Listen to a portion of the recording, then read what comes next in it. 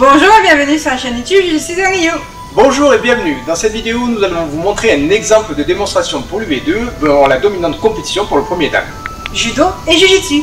Bon visionnage. Depuis 2019, la formule du passage de grade compétition a changé. Maintenant, il est demandé aux candidats présentant un UV premier dan compétition de présenter un UV2 technique. Cette UV a pour objectif de vous faire travailler des techniques de judo variées. Même s'il est vrai que certaines d'entre elles ne sont plus autorisées en compétition, elles n'en font quand même pas moins partie de la culture et du patrimoine judo à connaître. UV2 technique, la dominante compétition. Le candidat démontre après tirage au sort 12 techniques issues de l'annexe 1, 6 en Nagewaza, 4 en Newaza et 2 techniques de défense. Les techniques de Nagewaza devront être démontrées en déplacement. En Newaza, les techniques devront être démontrées en situation d'étude, exemple renversement, position quadriplégique, etc.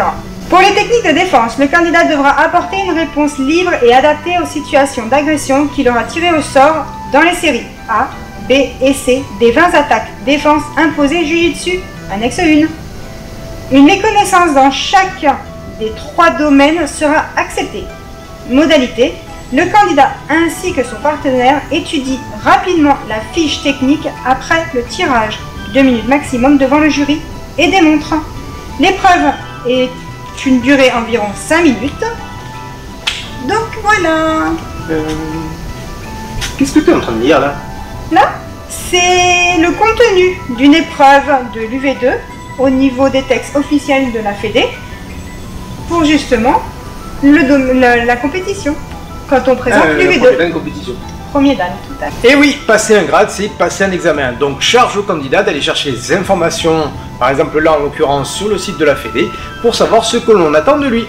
Afin d'éviter le jour J d'arriver et de dire « Ah, oups, je ne savais pas ». Vous devez arriver le jour J prêt à présenter l'examen. En clair, vous devez arriver en connaissant toutes les techniques qui vous seront demandées. Ne pas savoir répondre à une question sur une technique parce qu'on est stressé, ça arrive et c'est normal. Néanmoins, ne pas savoir répondre à une question sur une technique faute de préparation, là par contre ça l'est beaucoup moins. Donc si vous échouez votre V, vous ne pourrez blâmer que vous-même. Vous vous présenterez à une table de juge ou vous serez peut-être appelé par une table de juge. Tout dépendra de l'organisation de la manifestation. Néanmoins, si c'est vous qui vous présentez à une table de juge, n'allez pas à une table où vous connaissez le juge, d'accord? C'est-à-dire que si le juge est votre professeur, forcément, il ne faut pas aller le voir à sa table. Un candidat, s'il vous plaît. Bonjour. Bonjour. Bienvenue, Fatoni. Quand j'arrive à la table, je me présente, mais je présente également mon hooké. Tous deux, nous allons donner notre passeport s'il n'a pas été vérifié en amont par une table centrale. Bonjour.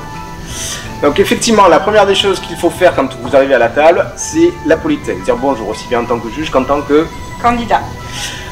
Le passeport, soit à ce moment-là, il sera vérifié en amont donc par une table centrale, soit à ce moment-là, vous arrivez et vous présentez votre passeport. Donc votre passeport, important, il faut qu'il y ait votre photo d'identité à coller dedans. Il serait bon d'avoir le tampon de la Fédé à cheval et sur la photo et sur le passeport. Vous présentez également votre certificat médical de la saison, on insiste, hein, pas celui de la saison dernière, indiquant que vous êtes apte à la pratique du judo jiu-jitsu en club et en compétition. Pour les passages de grade, il faut obligatoirement qu'il y ait la mention et en compétition. Au niveau de votre passeport, il vous faut donc 2 timbres de licence plus celle de l'année en cours. Donc 3 timbres de licence. Une fois que le passeport a été vérifié, à ce moment-là, on pose le passeport sur la table et on invite le candidat à choisir une des fiches. Allez-y, je vous en prie, choisissez une fiche. Tenez. Ok. Alors les fiches, bon celles-ci, nous les avons imprimées recto verso. Donc vous, ce que vous aurez sur la table, c'est juste ici la partie photo face contre table et ici cette partie blanche, c'est-à-dire qu'il n'y aura pas d'inscription dessus. D'accord? Donc vous présentez, vous choisissez votre fiche et vous la remettez au juge. À partir de ce moment-là, vous avez 2 minutes de préparation, c'est-à-dire que le jury vous rend votre fiche, vous allez avec votre partenaire sur le côté et vous avez 2 minutes de préparation, 2 minutes d'étude de la fiche. Donc nous sommes sur le côté, nous avons nos 2 minutes, donc nous n'avons devant nous que les photos, pas les inscriptions qui sont derrière, et nous pouvons échanger.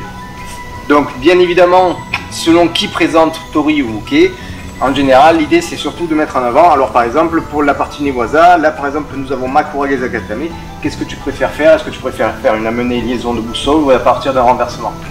Liaison de boussole pour la première en tout cas. D'accord, donc à ce moment-là on s'organise de voir comment moi en tant qu'Uke je vais me mettre, dans quelle situation je vais me mettre pour faciliter la présentation de la technique à mon Tori. C'est un échange entre Tori et Uke. Par contre attention, vous n'avez pas le droit d'avoir, il n'est pas toléré d'avoir l'intervention d'un professeur ou d'un coach. Il faut vraiment que ça reste entre le Tori et le Uke. Donc même si vous avez le professeur en bout de tapis, il ne doit pas vous donner de consignes, il ne doit pas intervenir. Donc à ce moment-là, à l'échéance des 2 minutes, vous pouvez revenir s'il vous plaît. Merci.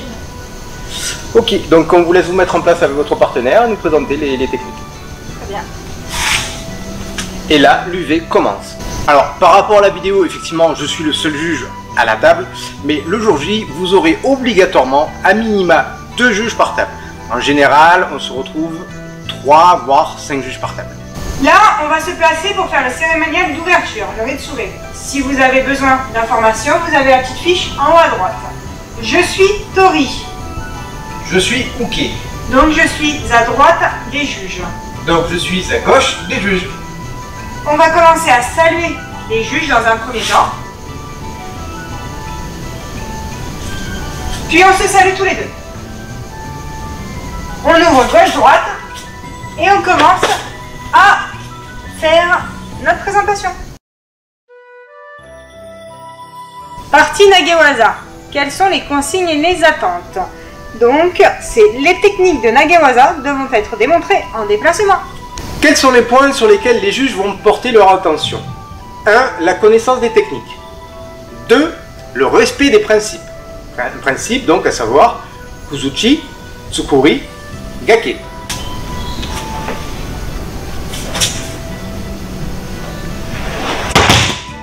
Et 3.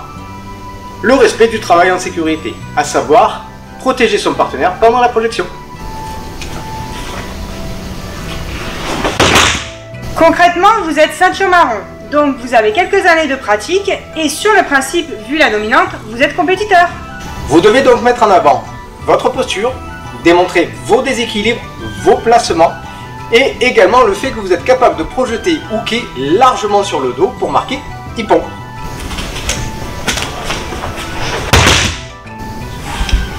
Ippon, ce qu'on vous demande au niveau du Nagewaza, c'est que pour obtenir le Ippon, il faut soit vraiment mettre sur le dos, soit si vous avez la vitesse et la précision, ça va dérouler sur le côté, mais vu qu'il y a la vitesse, ça va tomber sur le dos et forcément vous allez obtenir l'Ippon. Les démonstrations se feront donc soit en déplacement ou sur opportunité.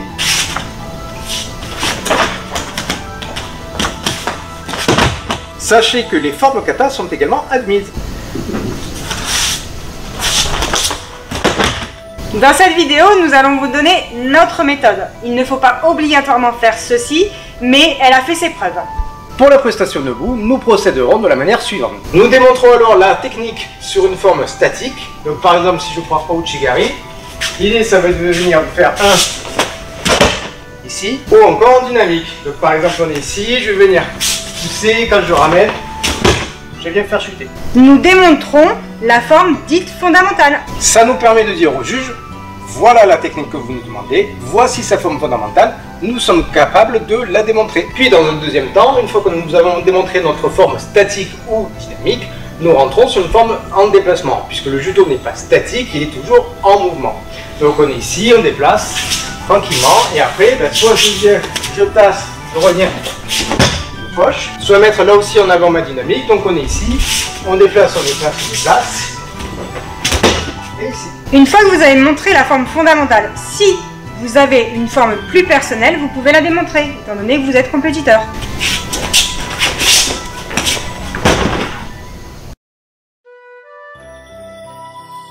Partie Newaza, les consignes et les attentes.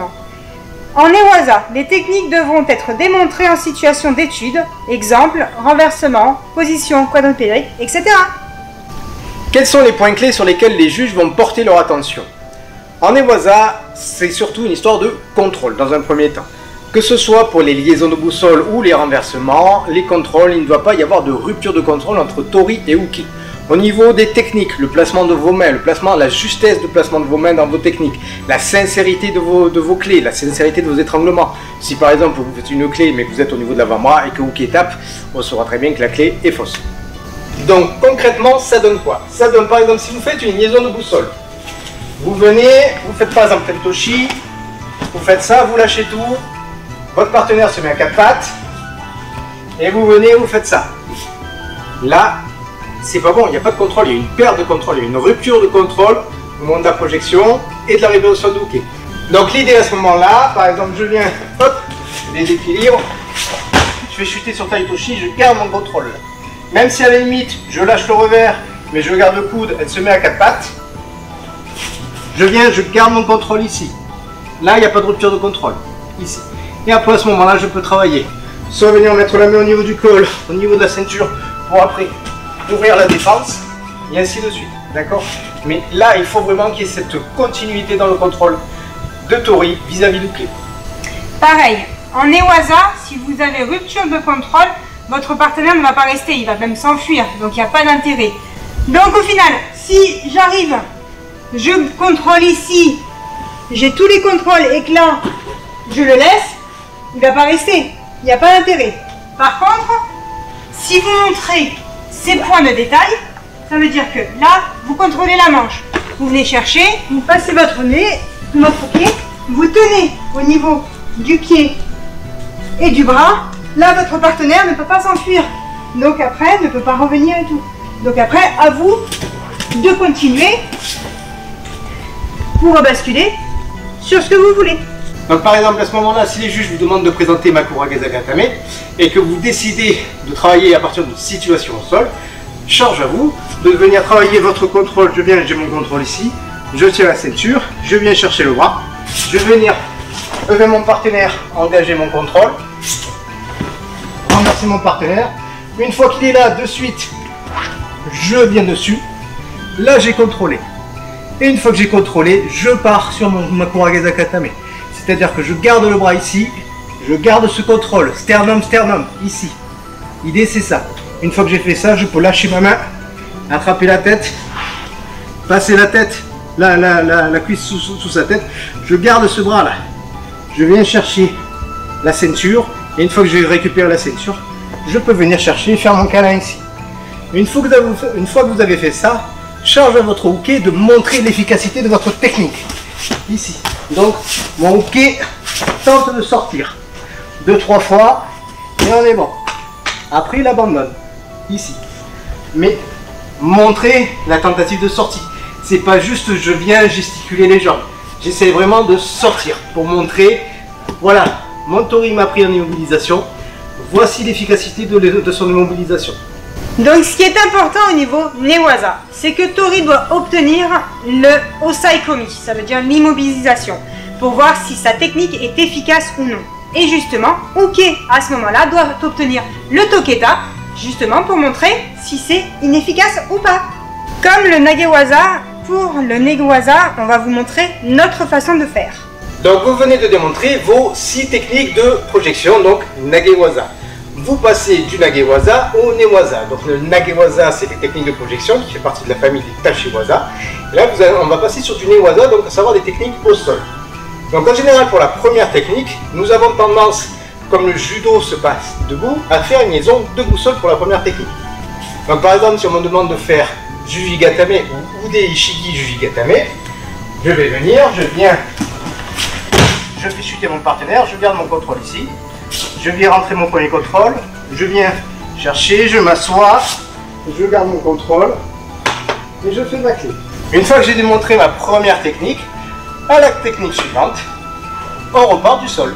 Et après, selon ma technique, soit je demanderai à mon uke de venir se mettre en position de quadrupédie, ici, et à ce moment-là, je viens garder mon contrôle ici et je commence à travailler de là.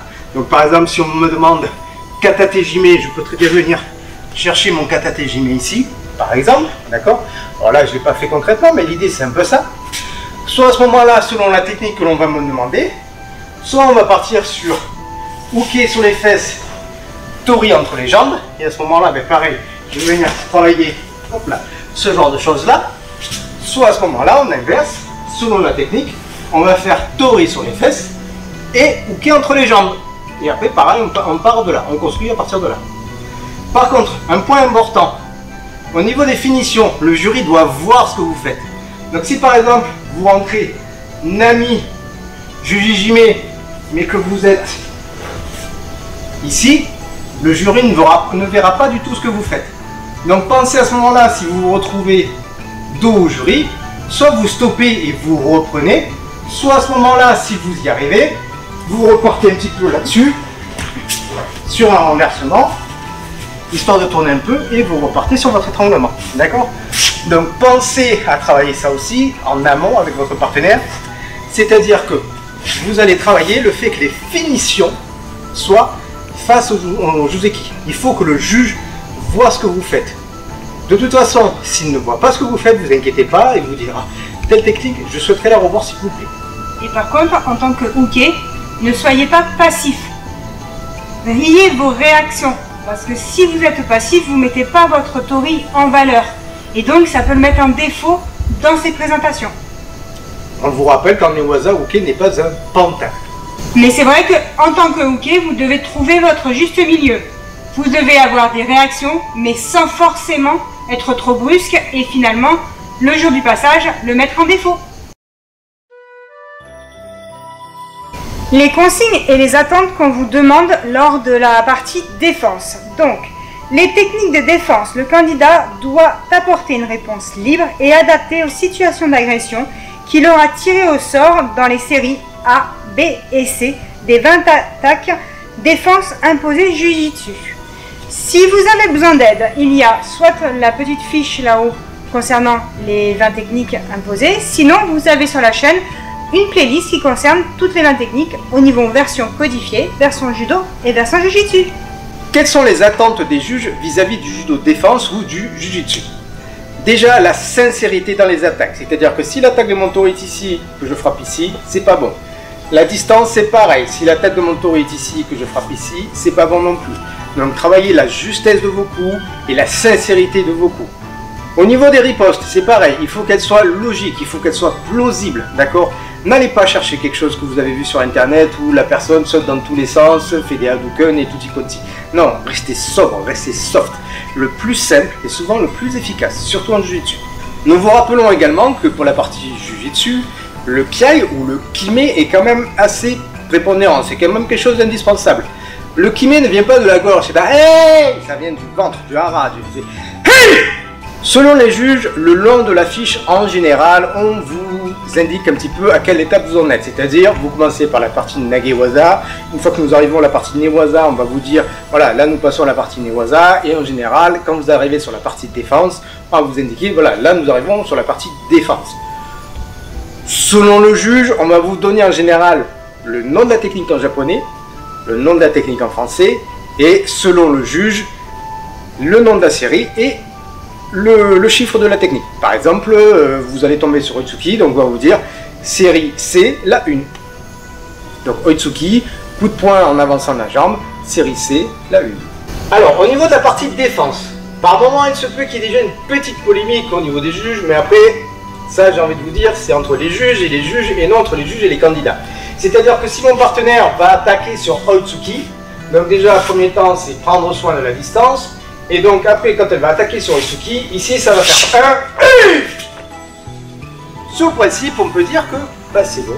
Sur le principe, c'est bon parce qu'on part du principe qu'il y a eu l'attaque, l'esquive, la parade et la frappe en riposte. Donc les principes du Jujitsu, attaque, parade, riposte, sont respectés. Ce à quoi nous avons tendance à ajouter, donc attaque, esquive, parade, riposte. Pourquoi nous avons tendance à ajouter de l'esquive? Parce que si son attaque est forte, même si je pars, ben, il y a des chances que soit je sois déséquilibré en arrière, comme ceci, soit à ce moment-là, je prends quand même le coup dans la figure. Donc pensez dans un premier temps, le plus important c'est l'esquive, ici. Et après ça va vous permettre de soit travailler sur du uchibuke, soit de travailler sur du sotobuke et éventuellement travailler sur ce genre de choses là. Pour après venir rentrer et projeter. D'accord? Soyez au plus simple. Ou à ce moment-là, de venir chercher 1, 2, et si vous êtes judoka, de venir chercher 1, 2 ici. Néanmoins, même si vous êtes compétiteur judo, donc vous pouvez très bien rentrer à ce moment-là, faire des lâchers de saisie, venir faire lâcher ici, morotegari, donc faire des techniques de judo, mais rien ne vous empêche de faire aussi du jujitsu. Donc par exemple sur Ryote Katate Dori, de venir contrôler ici, frapper et venir faire votre clé. C'est tout aussi bon. Un point supplémentaire, si vous êtes compétiteur Jiu-Jitsu, donc vous faites du fighting system, vous avez toujours la possibilité de faire des projections sur le ventre ou même d'immobiliser sur le ventre. Ne vous freinez pas, faites votre justement compétition Jiu-Jitsu. Donc si on fait une synthèse de la vidéo, le point de départ, dans un premier temps, allez voir les textes off de l'année du passage. Ça va vous permettre de mieux comprendre et d'avoir justement les consignes et les attentes qui vous seront demandées le jour du passage. Durant la préparation, habituez-vous à votre partenaire à démontrer les techniques, à vous les approprier même si vous ne les connaissez pas. Pour la partie Newaza, à vraiment travailler cette histoire de contrôle, d'éviter tout ce qui va être rupture de contrôle. Pour la partie défense, pareil, même chose, de trouver quelque chose que vous ressentez, quelque chose qui vous parle. Lorsqu'on vous juge, on veut savoir ce que vous êtes capable de faire, ce que vous avez appris et ce que vous êtes capable de nous montrer ou démontrer. Le jour de passage, selon l'organisation, soit vous allez présenter vos passeports en tant que Tori et Uke à une table centrale, soit vous allez arriver et vous allez le présenter à la table des juges. S'il y a eu une table centrale, vous, en tant que Tori, votre passeport sera conservé. Vous n'aurez qu'à montrer le passeport de votre Uke. Il vous faut impérativement 2 timbres de licence plus l'année en cours et surtout le certificat médical avec apte à la compétition. N'oubliez pas également, avant de présenter votre passeport, de le faire vérifier par votre professeur, de le faire valider par votre professeur et également de faire signer par votre professeur le passeport qui en gros vous donne l'autorisation de présenter vos UV. Lorsque vous arrivez à une table, donc soit vous êtes appelé à la table, soit vous présentez à une table. Si vous êtes appelé à la table, vous arrivez, vous dites bonjour. Si vous vous présentez à une table, on vous l'a dit, n'allez pas voir quelqu'un que vous connaissez du genre « Ah tiens, lui je le connais, je sais qu'il va me valider l'UV ». Non. Essayez quand même de garder une certaine éthique. Allez voir quelqu'un que vous ne connaissez pas. Même si dans la plupart du cas, je suis d'accord, on connaît plus ou moins tout le monde, allez voir quand même quelqu'un que vous ne connaissez pas. Une fois que vous arrivez à la table, vous avez tiré au sort une fiche. Vous avez donc 2 minutes pour, on va dire, vous mettre des petits essais avec votre partenaire et surtout vous mettre dans la tête tout ce qui va être demandé par les juges. Par contre, on insiste sur ce point, toute intervention de coach ou de professeur n'est pas tolérée. Effectivement, si les 2 candidats qui se présentent sont les 2 à passer, on en fait d'abord passer un, donc vous choisissez soit votre collègue, soit vous-même, vous tirez votre fiche au sort, vous allez faire vos 2 minutes de préparation, vous revenez, vous présentez votre UV, et une fois que l'UV est fini, à ce moment-là, vous venez, c'est votre partenaire qui tire sa fiche au sort, qui se met sur le côté pendant les 2 minutes, vous revenez, vous présentez. Donc c'est pas les 2 en même temps, c'est l'un après l'autre. On reprend donc pour la partie judo, on vous demande de démontrer vos techniques en déplacement. Après, notre manière de le faire, c'est une fois statique ou avec de la dynamique, la forme fondamentale, et après la démonstration en déplacement. Ça veut dire qu'en fait, on ne fait pas le minimum syndical à juste démontrer ce qu'on attend de nous. On essaie d'embellir un petit peu la chose. Une fois que vous arrivez à la partie Newaza, les points indispensables, c'est tout ce qui est contrôle et les réactions de Uke, mais sans exagérer bien sûr. Pensez bien au contrôle, une rupture de contrôle peut vous faire invalider l'UV, et surtout cette partie-là. Quand vous êtes au niveau de la partie défense, la même chose, on vous demande de la sincérité. Les attaques de Uke doivent être sincères, elles ne doivent pas être sur le côté, elles doivent vraiment être vers votre partenaire, et bien sûr, Tori doit réagir. Donc, faire une esquive, une parade, et après, soit vous faites du judo, donc vous allez projeter, soit vous faites du jujitsu et vous faites ou une clé ou un étranglement. Donc pour la partie défense, soit une finalisation debout, donc par exemple un adakajime debout, ou un Mokigatame debout, ou alors une amenée au sol avec un contrôle face contre terre. Nous espérons que cette vidéo vous a plu, que ça vous a permis de comprendre ce qu'on vous demande lors de cette UV. Alors pour le moment nous sommes sur l'UV de compétition, la vidéo sur la présentation de l'UV 2 mais dominante technique va pas tarder à arriver. En cas si vous avez besoin de compléments d'informations sur le sujet, nous vous invitons à regarder la vidéo Coup de gueule. Et sinon vous avez la possibilité toujours de noter dans les descriptions des informations en commentaire et on se fera un plaisir de vous répondre. Ou de faire comme certaines personnes, genre Olivier, Michel ou Eric, de nous envoyer des mails pour ce genre de questions-là, et nous vous répondrons joyeusement. Voilà. Merci à tous ceux qui partagent, qui likent. Et on vous dit à bientôt.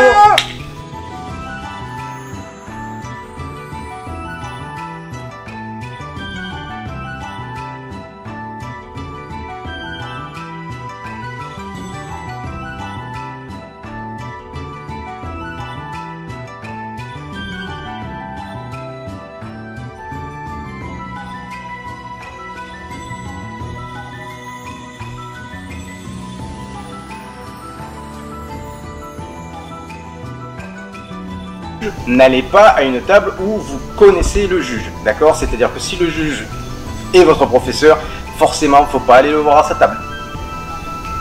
Ah ouais.